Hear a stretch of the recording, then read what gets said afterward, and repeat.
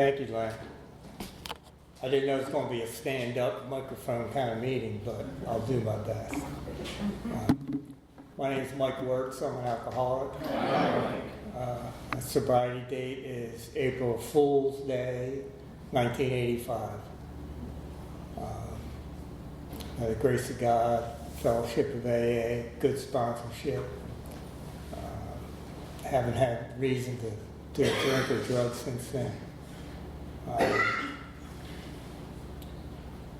So I come from Philadelphia, Pennsylvania. You don't have to get up and leave. But my sponsor, I got a sponsor right away over at Sandalwood Group in Fayetteville, and the meeting on German Street in Fayetteville. And I could identify with the people there, the place there, and the message that was there. And so over the course of my sponsor Mike put his hand out, another guy Greg put their hand out and welcomed me, and made me feel right at home. They told me that I'm basically a damn Yankee. He said the Yankees are the ones that just pass on through, and the damn Yankees are the ones that ain't leaving. And that's me, I ain't leaving. I love it down here. If y'all have ever been to Philadelphia, you would know why I love it down here. But AA is the same everywhere. We're close to the same. I used to travel for my work, and I long-term stayovers, like a month, 2 months, and I would find AA as soon as I hit the ground there, and make at least a meeting or two a week, and make sure I'm staying grounded, because construction sites, job sites can be pretty wild, lively. Let's call them lively. So basically, I made a meeting in Spain. One time I had to go over there, and it was a Spanish meeting. They all spoke Portuguese. They all speak Portuguese, but it didn't matter. I felt welcome there. The feeling was there. I don't know how else to explain it, because I also made an English-speaking meeting over there, and it was okay. It's like they were speaking more in broken English and Portuguese mix, but there was just a certain humbleness about the place and the people. It made it special and made me feel at home, except for their coffee, because it's really strong. And I put 4 of them into a cup like this, and they're like, no, don't do that. But I made it last all day long. That's some powerful stuff. So in my family, I'm number 6 out of 7, and I had 2 older sisters that were basically drug addicts, and I came out as an alcoholic. Alcoholism did run in my extended family, grandfather, uncles, here and there, kind of spotty. But I fit the pattern and the example of what an alcoholic is. By the time I was 17, I would say, 17 years old, I realized I was powerless over alcohol to a degree, not knowing that I was totally powerless over alcohol. Being number 6 out of 7 in a family like that, I learned and watched my older brothers and what they did and what they got in trouble for. And so I was able to avoid some of their mistakes they made in getting caught. And my sisters were real trouble being on drugs. And so even when I did get caught messing around with alcohol, I didn't get in a whole lot of trouble, being the 4th boy and not bringing the cops home. So I kind of got away. I was relatively mild compared to what they were going through. So I got away with a lot more than I probably should have, and I didn't know no better. So I recall I mean, other than that, my parents did a great job raising the 7 of us. I mean, they really did. Everyone who's still alive is doing great and has raised good kids and stuff, you know. I have 4 children that never saw me take a drink. They were all born in sobriety. You know, it's a blessing. And one of them is an alcoholic, 10 years in the program. So maybe by example the seed is planted, I don't know. I hope so.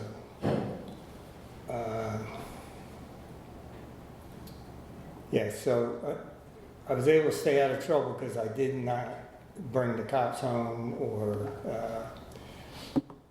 cause them to have to come bail me out or anything like that. And I started working young, and I liked that pattern of working and drinking and being independent, you know. I remember needing, like, money was always tight in our family. My dad worked. He worked at the Frankfurt Arsenal, so he worked for the government. My mom was a stay-at-home mom with 7 kids. And so money was tight, and first thing I did was get a paper route so I could earn some money so I could buy cigarettes, and then eventually to buy beer and whatnot. And I wanted to become independent as early as I could, and I did that. And I remember at the age of 12, 13, turning my back on God on purpose. Like I knew better. And there was like presented in front of me the option to go down the fun road or the straight road, and I picked the fun road on purpose. So by the time I needed help and needed God again, I felt like a total hypocrite at the age of 26, begging God to save me from myself. Because I knew I'd done it on purpose, did it to myself, and I didn't know if God would save me from myself or not. I hadn't done anything as a drunk out there to be worthy of the kind of forgiveness I was given.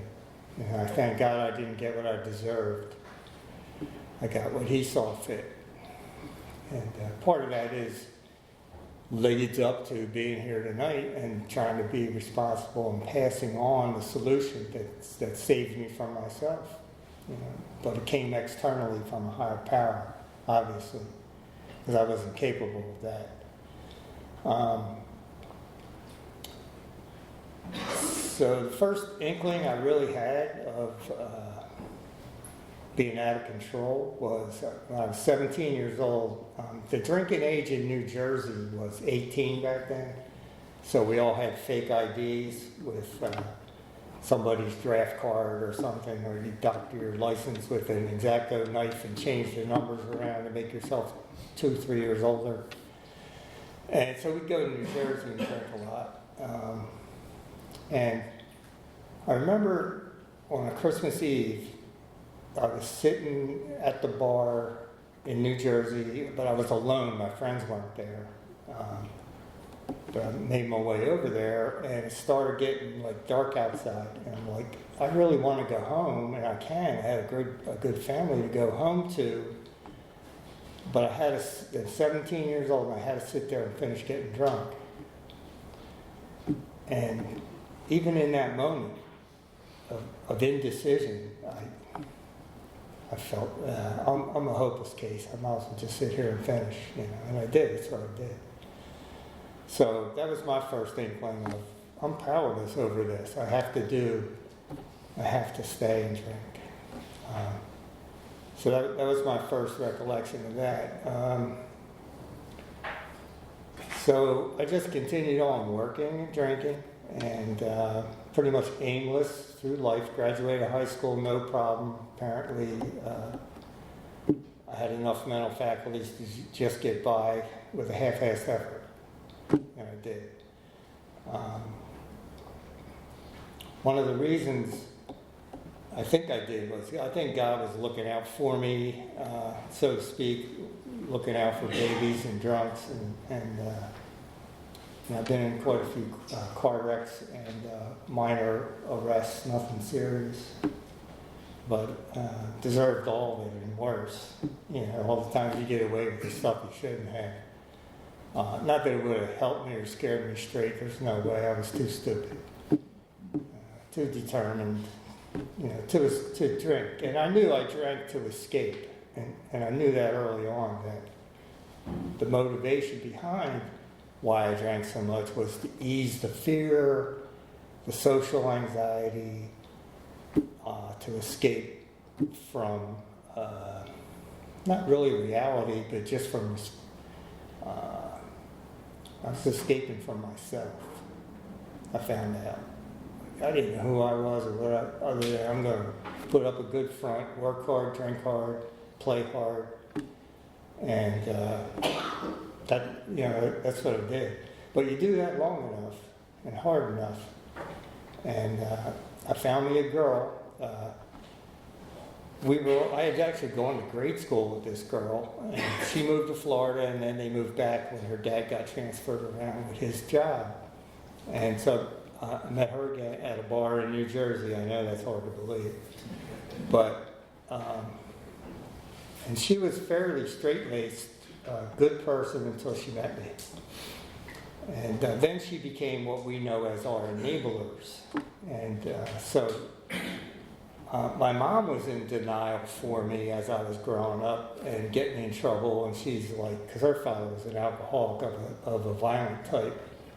And I never was violent kind of thing. But like she had denial for me on my behalf.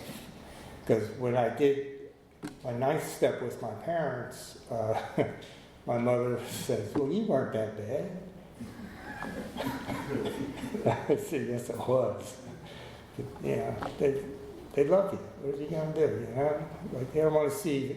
I said, but this is not me failing. This is me at least trying. If there's been a solution presented to me, I'm going to try. And I was already 6 months sober by the time I had gotten to the point where I could face my parents and try to ask for their forgiveness and to make amends the best I could.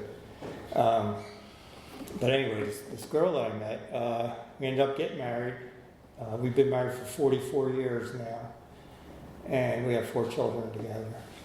And we moved down here 3 years ago together, and we love it. But anyway, her father was a heavy drinker, and one of her brothers is an alcoholic. And so what she saw in me was not unusual to her. She saw these behavior patterns at home growing up, and I was a mild version of that. You know what I mean? I was a happy, friendly version of what she saw. And I was productive. I always worked, I always took care of business, took care of bills, took care of everything, because I had to maintain the external things so no one would be challenging my drinking. And I worked hard at that. And I did good. No one, even in the end, no one made me stop drinking other than God and myself. So she didn't see anything unusual. She became the enabler, and she was good at it. She put up with a pretty lot, of scary stuff, just uncertainty in life. And, she certainly didn't deserve that, but wasn't unusual what she was saying. She wasn't. It was good because she wasn't afraid of me. That's a good thing because I was already afraid of me. And that's what brought me into AA was the one day. It was a day or two after my 26th birthday, and I'm looking in the mirror in the morning, and I was scared of the image looking back at me.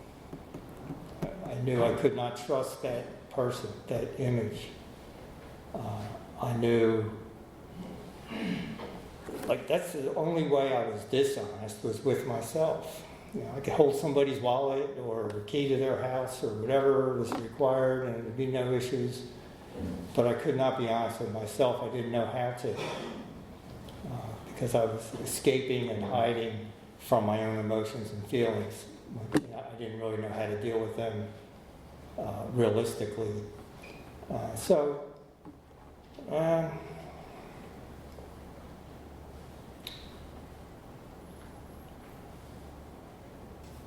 I don't think our Creator intends us to ever be afraid of ourselves.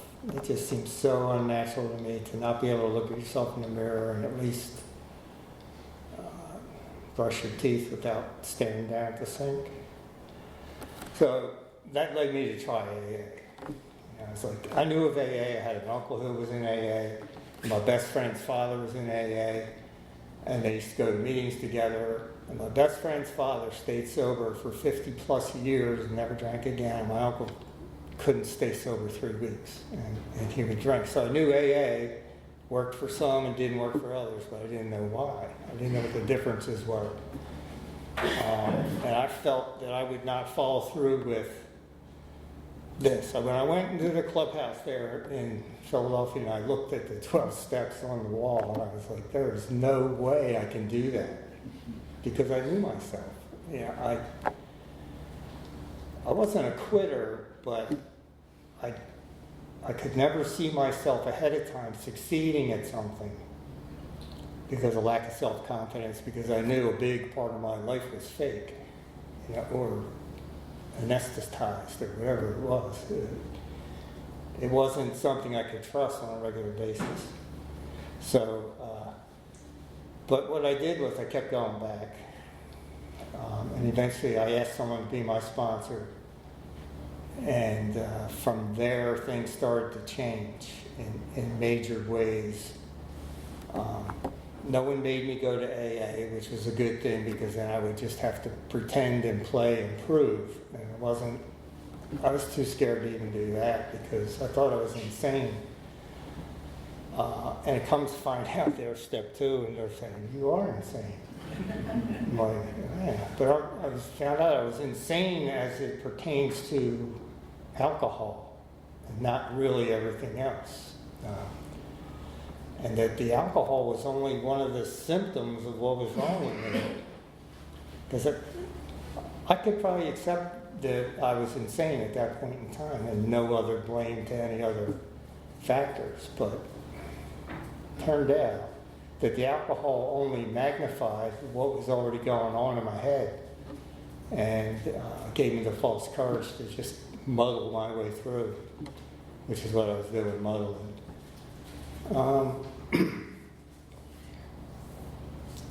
So my sponsor, he was old enough to be my grandfather, I guess. I don't know. Let's see.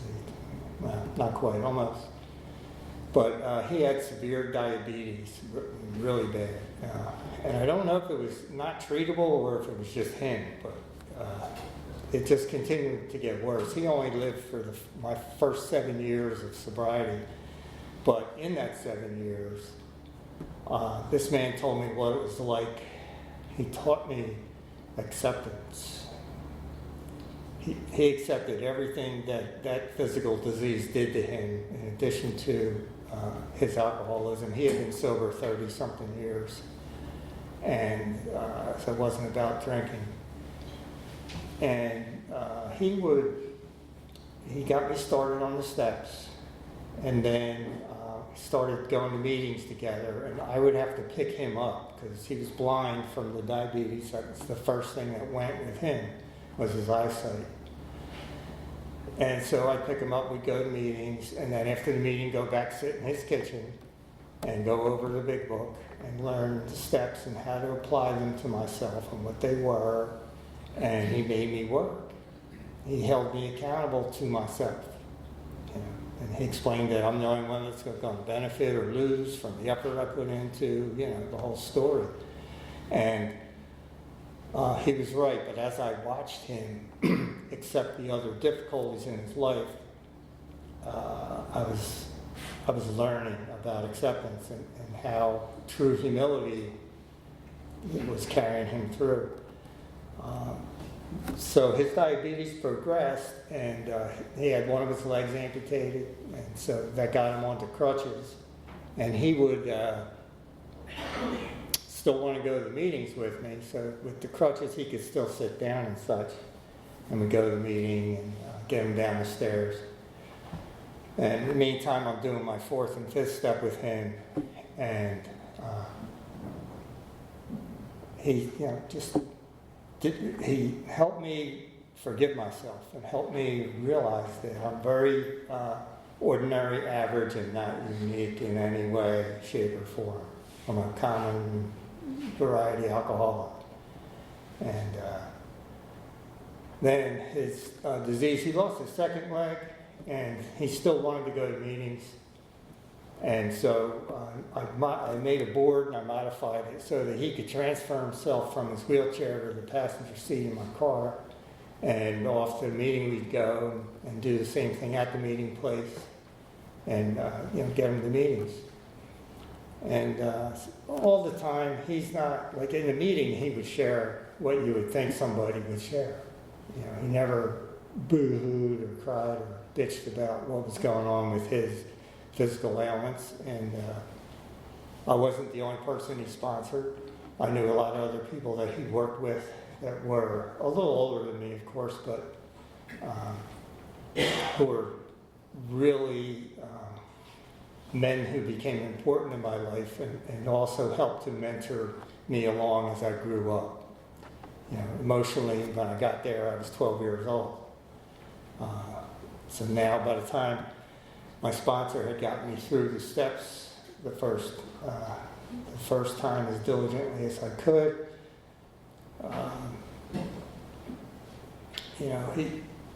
he changed my whole world. It was a relationship I never had with another human being ever, until later on. So he died in the 7th year, and that's the first time I remember crying as an adult. I didn't think that the man was replaceable, and again, I put the value on the man, not knowing it was divinely inspired, whatever he achieved in his life, in his recovery. And because he had helped a lot of people over the years he was in, not just me. So that was my first real, oh man, life is terrible. But it wasn't. So I got another sponsor and continued to do the things he taught me, and I sponsored people. And it's funny, we were going over a phone list at home with my wife, and there's 51 people from Philadelphia that I still communicate with that at one time or another I had sponsored. And out of the 51, as far as I know, they're all sober. That's God, right? That's God. That's my sponsor through me into them and into whoever they're working with. And that was the key, to tell them, always be working with another alcoholic. If you want to keep that gift that was given to you, you got to share it so that you can keep it and pass it on. Not just keep it. That's no good. We're meant to pass it on. So the part that's irreplaceable, well, I thought it was irreplaceable, and then my second sponsor took me to another level of service, where I started getting involved in district and in GSR of the group, and my primary home group. I made coffee for 15 years, but what we did is I was training people, and then I would just be there, and they're making the coffee and they're setting up, and I'm just there. So that forced me to continue to show up every week or every 2 days out of the week, to be there, mentoring if possible, and greeting, and just doing all the stuff that I was taught to do, so that when new people come in, they don't feel awkward and scared and ashamed like I did, and that was all on me, not on the people in the room. All the people in the room are like what I'm seeing in this room here tonight, except you guys are a lot more friendly than people in Philadelphia. A lot more friendly. I shouldn't say that, because that's like it's me too. But I think deep down inside, everyone wants to be civil and peaceful, but to be sober and to be those things is, I found to be even better. But so what brought me down here was I had disability prior to retirement by a few years, and we're like, wow, this is like young in life. I wasn't expecting to have an opportunity or an option or anything like that. So my wife and I researched, and I was putting in Fayetteville in the search engine, and I wanted Fayetteville, Tennessee, because I had been there a lot for work. There's Amana has a plant there, and like some other. There's a big chicken processing center there. We had done a lot of HVAC work in their places, and I loved Fayetteville, Tennessee. It's a quiet little town. It's just like Rayford, very much like that. And but the search engine kept bringing up Fayetteville, North Carolina. Oh. So about the 5th time that happened, I said, this must be some kind of a sign or something. You know, what's going on? You know? So I tried DuckDuckGo instead of Google, and Fayetteville, North Carolina came up. So I was like, all right, well, I guess that seals the deal. Yeah. So, you know, we kept looking down here, and, you know, Fayetteville's like a little rough around the edges, but not compared to what I'm used to. You know, if you ever get a chance and you look up Kensington Avenue in Philadelphia, you'll know what I'm talking about. That's where those unfortunate folks who go deep into the drug addiction turn into the zombies that you may see on the news occasionally. And that's real. And it's real scary. And that was 12 miles from the house. You know, so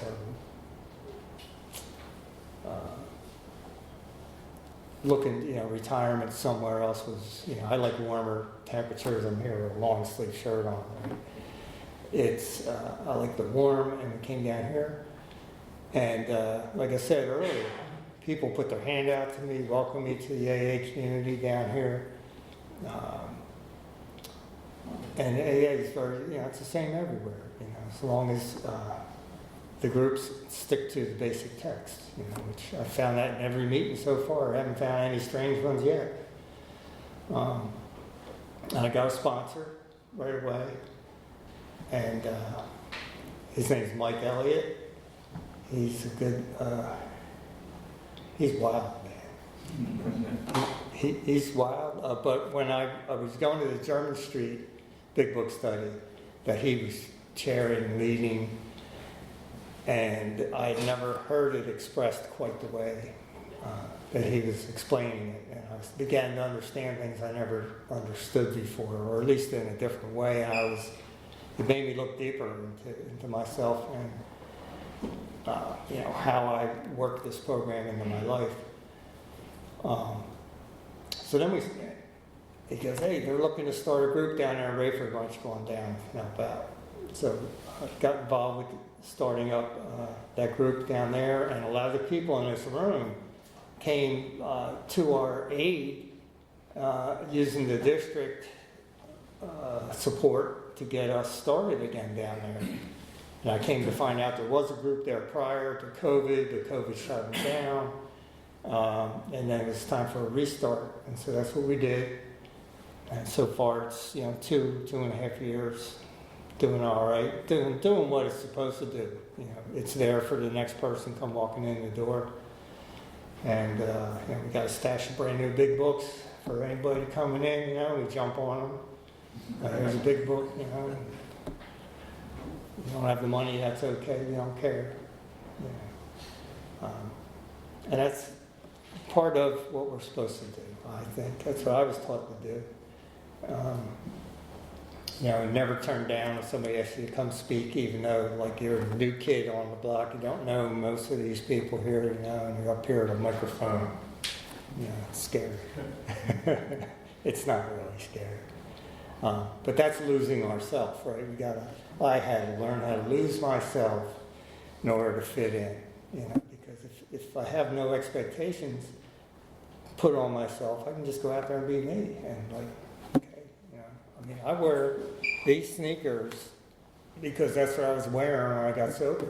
You know, so I'll go to any meeting, formal or whatever, and I'm wearing my Chuck Taylor Converse All-Stars because it reminds me of who I am, what I am, where I came from, and what I want to stay. I want to stay that person. You know, I don't want to change based on my own like desires or crazy ideas, you know, anything like that. So in moving down here, you know, was therapeutic in a lot of ways. In a lot of ways, it gave me respect to be new and searching, and like everything's new. You know, the people, the places. Except AA is the same, very much the same. Our kids are 500 miles away. One of them's 800 miles away. It's even better, you know. So it's like, it's kind of like breaking the apron strings, if that makes any sense. But codependency is a bad thing, and that seemed to run in my family and in my wife's family. And I didn't want it to continue on in my family. So while we were raising the kids, tried to make them independent, yet assured that there is a, you know, basic family network here, that anything important comes up, you can always come here and talk to us and whatever, you know. But then as they get older and they get married, and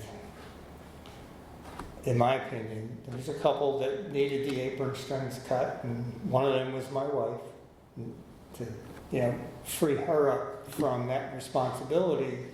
I mean, our oldest child was 40 years old. You know, when I was 40, we had 3 kids, a house, 2 cars, 2 dogs. You know, life was a little different then.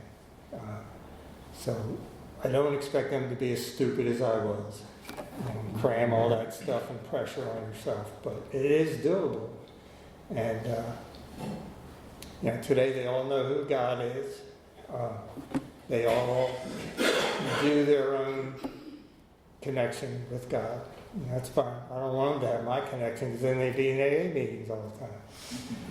You know, except the oldest one, and she's done good. She's 10 years in the program. And she sponsors people. She just had a child, so it's like good. You know, things are moving on maybe the way they're supposed to. I don't know how long you needed me to go. It's something down here, you guys speak for the whole hour. So up there, 20 minutes, they're going like this at you.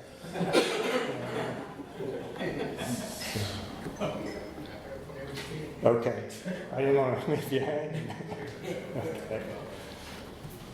So that's one little difference about up there and here, because there you would share for about 20 minutes, and then everybody in the room would try to get it, and then the chairperson would be 3 minutes, you know, all the time. Yeah, time's up. One thing I noticed different at the start of this meeting is that this group chooses not to read how it works in its entirety. And one funny thing at my original home group was, I guess we had been established about 10 years or so, and it was really getting crowded in this church basement. And in the wisdom of our group conscience, they said, well, you know, in order to allow people more time to share, we're going to shorten this start and not read how it works. And I just, like inside, I went, you know, like, you're not going to read how it works? So they voted, and they agreed to not read how it works. And man, I was pissed. I mean, who am I, you know? But only because it's one of the things I remember when I first went to the first clubhouse I ever went to, and they read how it works. I could really identify with what message that carries. And I thought, you know, any new person hearing that could get scared a little, but then it also makes you want to ask questions. At least for me, it made me want to ask questions. And so we went on for a while, not reading how it works. So what I would do is put my hand up right away. and then I would recite how it works.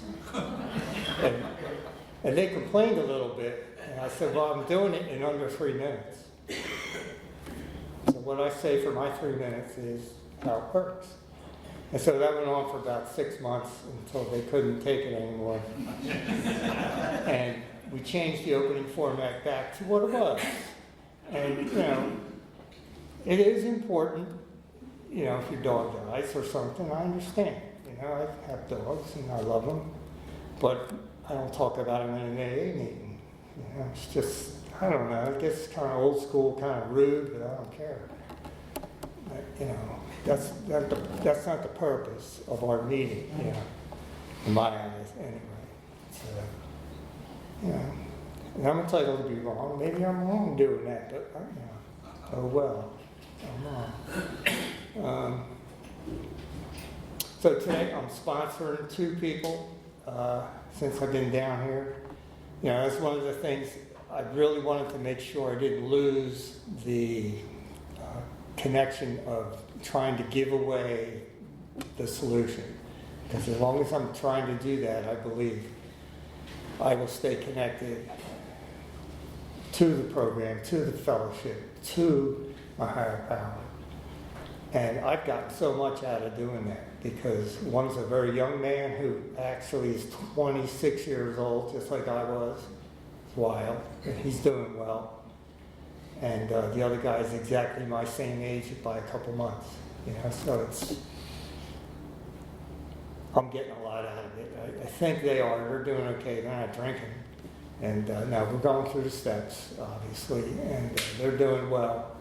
And I'm just doing what I was taught, you know, and then trying to share it with someone who comes seeking it. You know, it's seekers. We're all seekers, whether we're still out there drinking, seeking to escape, or whether we're in here seeking to get sober to find this solution. You know, but my higher power did for me the things I couldn't do for myself. I never had a mental defense against taking the first drink. I could never bring to the forefront of my mind what it was going to be like, how it was going to end, and who was going to be affected, because none of that mattered if I was going to drink. I didn't have that storm warning signal. Or I had it and I ignored it, you know, to professionally ignored it to drink. You know, and then any character defect, I do decide to try to surrender to my higher power. I found out that I can't get rid of any of my character defects, like have them taken away. Only my higher power could do that, but what I can do is not act out on any of them when they pop up. To not give that thought the time of day, to be able to recognize a bad, wrong thought and not act on it, you know, and break old habits. I haven't broken all of them, that's for sure. But I broke all the ones that are going to kill me, or the ones that will kill me first. The only negative thing I had is recently I got diagnosed with lung cancer. Again, something I did to myself. You know, I smoked cigarettes for 40 years. It's been 10 years since I have smoked. And I found that to be as hard or harder than drinking to give up. But I gave that up 10 years ago, and it took that time for you know, something to grow in one of my lungs, but it's something they can treat. And I'm in the middle of the treatment parts of it. And you know, God will keep me here as long as He needs me here, that's all. It's a pleasure to not be worried about something like that. It really is. It's like, because the old me would have been like, you know, not able to realize I'm powerless over nature and what I've already done to myself, so I can accept the responsibility. I did that to myself, you know. And I've asked God to forgive me, because I may have shortened my own life and messed up His plan. Now I want to piss Him off. And, so, actually, that's, I think I should probably stop there. Thank you all for listening.